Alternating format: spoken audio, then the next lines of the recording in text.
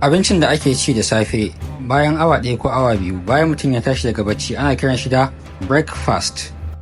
Abincin da ake ci da rana musamman daga karfe 11 zuwa karfe 3 na rana ana kiran shi da lunch.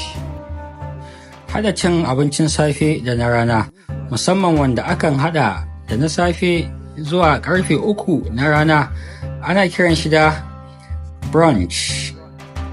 Abinci mara nauyi da ake ci daga karfe 7 zuwa tsakar dare ana kiran shi da super. Abincin da ake rabawa a jirgin sama ana kiran shi da airline meal. Abinci mai ƙayatarwa na musamman da aka yi domin manyan baƙi da abinci kala-kala ana kiran shi da banquet.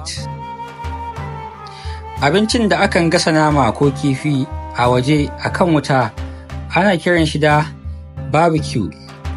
Abincin da aka yi shi domin baƙi na musamman yadda kowa ke sa wa kanshi abinci a wurin da mutane ke taruwa ana kiran shi da buffet.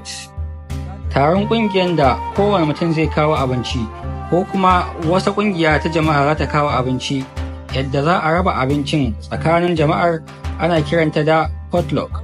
Abincin da ake cinta a waje yadda mutum zai kai kayan marmari ko kuma dafaffiyar abinci a cikin kwando ana kiranta da me, gaya min a comment section. Pass on.